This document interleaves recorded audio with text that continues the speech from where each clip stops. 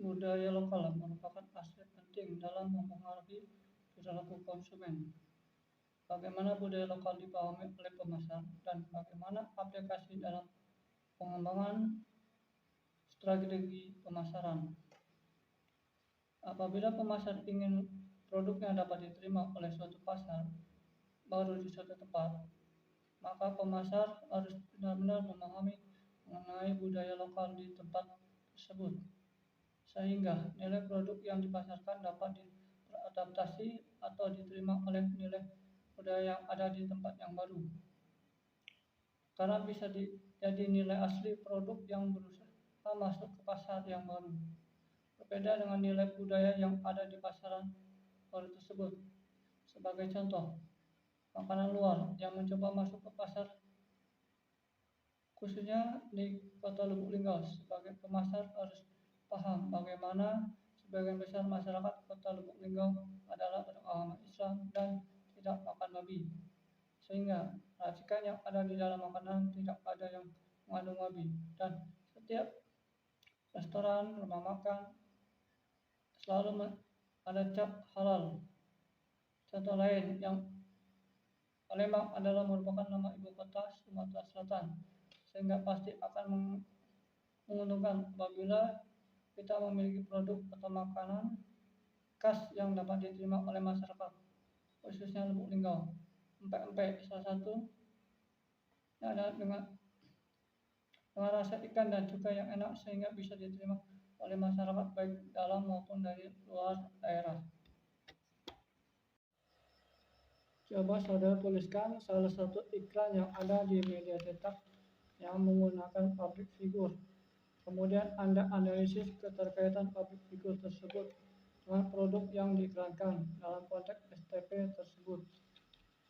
Contohnya, iklan motor Yamaha. Iklan motor Yamaha yang dibuat menggunakan public figure dengan tujuan untuk menarik perhatian dan mendorong atau membujuk pembaca iklan agar memiliki atau memenuhi permintaan pemasang iklan.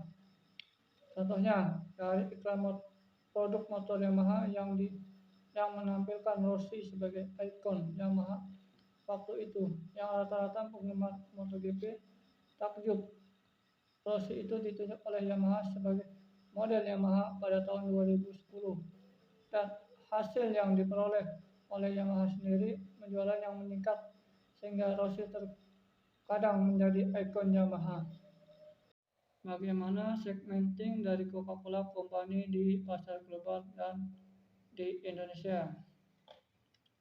Dasar-dasar segmentasi pasar pada pasar konsumen yaitu segmentasi geografis, segmentasi psikografi, segmentasi demografi.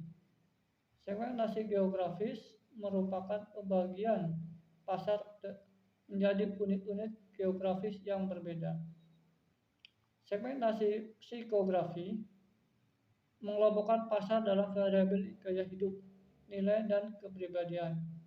Sedangkan segmentasi demografi adalah pasar dikelompokkan berdasarkan variabel-variabel pendapatan.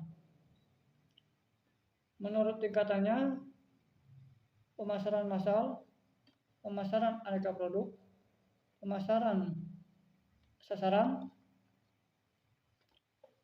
Bagaimana strategi pemasaran Coca-Cola terhadap situasi pasar lokal? Strategi pemasaran Coca-Cola terhadap situasi pasar lokal. Coca-Cola memiliki beberapa program untuk mendukung penjualan dan pemasaran produk-produknya.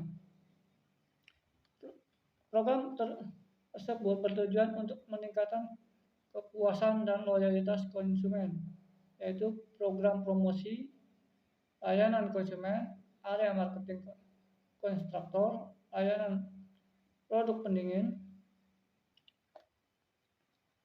saluran distribusi yang digunakan Coca-Cola. Saluran distribusi yang digunakan Coca-Cola yaitu dari produsen ke agen, pengecer, dan konsumen.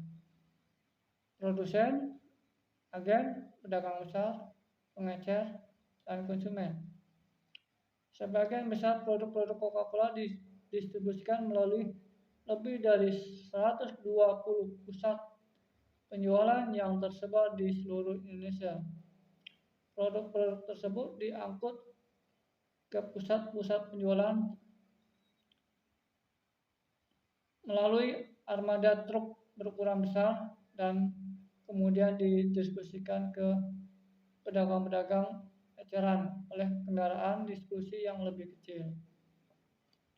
Promosi yang digunakan Coca-Cola yaitu cross-selling, mass-selling, publisitas, sales promotion.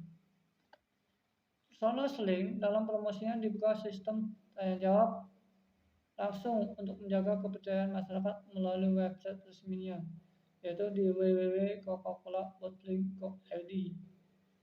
Mass-selling iklan yang marak di berbagai media seperti televisi, radio, serta outdoor print. Ide-ide yang dikeluarkan dalam iklan Coca-Cola tergolong unik, kreatif, serta memiliki timing yang tepat.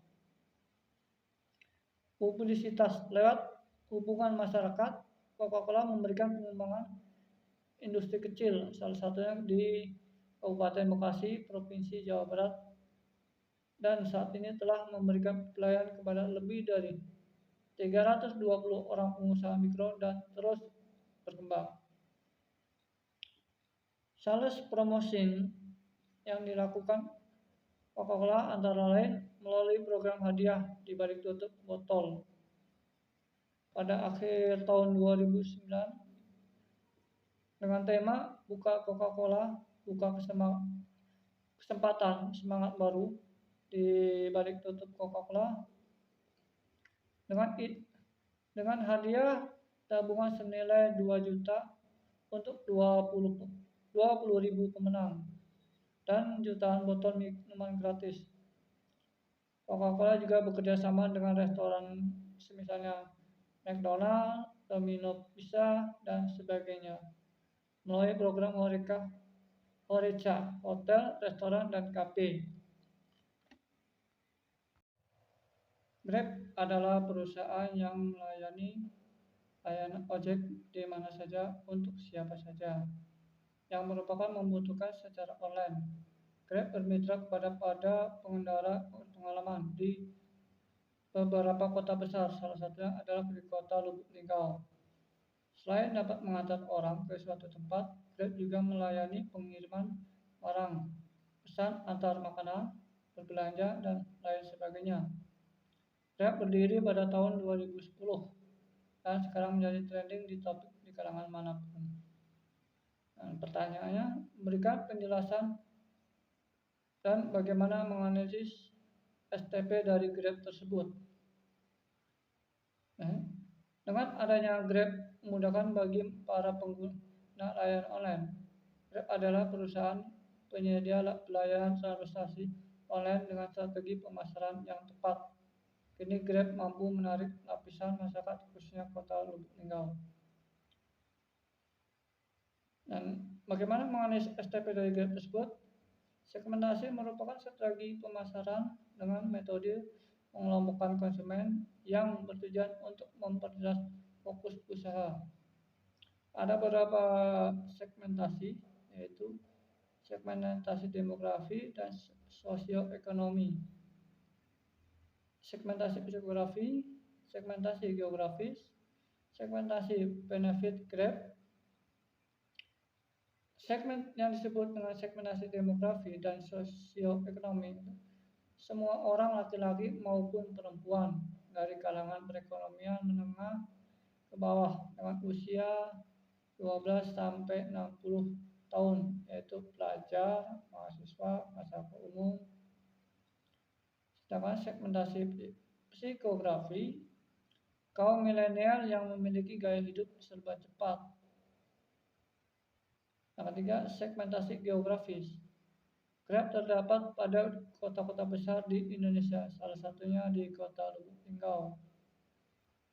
Segmentasi benefit Grab memberikan kemudahan serta efisiensi, tepat dan waktu.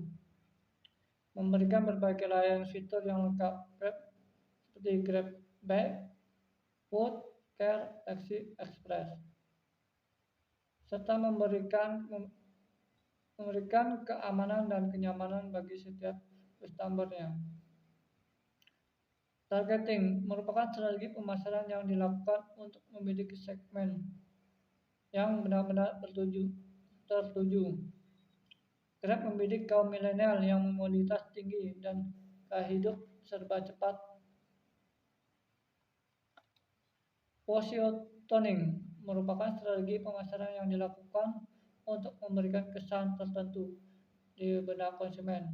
Ada 4 positioning yang telah diterapkan oleh Grab, yaitu pelopor transportasi online di Asia Tenggara, transportasi mudah, mitra driver. Grab ada di banyak tempat, mudah diakses, pemanfaatan sistem teknologi modern. Diferensiasi merupakan pengembangan dari strategi positioning. Pada tahap pemasaran berfokus untuk memberikan kesan unik atau berbeda di benak pelanggan. Pertanyaan nomor 5. Debu, organisasi, dan tanpa pesaing. Mengenai debu dalam kehidupan sehari-hari umat manusia dan juga penjelasan mengenai debu dalam konteks agama. Dan dari 2 penjelasan tersebut, maka pada dasarnya dapat kita tarik kesimpulan awal sebagai pembelajaran dalam menjalankan suatu roda organisasi, yaitu jangan memiliki suatu pandangan dan atau pikiran yang negatif atau buruk atau bahkan meremehkan terhadap suatu orang yang kecil dan barangkali dianggap menjadi sesuatu yang mengganggu kenyamanan. Dan barangkali hal yang buruk itu tentu sangat berguna, bahkan akan menjadi suatu kekuatan. Bukankah Allah SWT telah berfirman dalam surat Al-Quran surat Al-Baqarah ayat 216, boleh jadi kamu membenci sesuatu padahal ia amat baik bagimu, dan boleh jadi kamu menyukai sesuatu padahal ia amat buruk bagimu. Berdasarkan pada penjelasan di atas dan hal yang telah dijelaskan tersebut seharusnya juga berlaku dan diterapkan dalam menjalankan roda organisasi. Pertanyaan: jelaskan upaya dan manfaat bagi organisasi dalam persaingan, yaitu dalam bentuk tanpa pesaing. Upaya yang dilakukan organisasi ialah jangan memiliki pandangan atau pikiran yang negatif atau buruk yang dapat menghambat keberhasilan suatu organisasi. Manfaat, aspek penting dalam keberhasilan suatu organisasi. 2. Kekuatan bagi organisasi.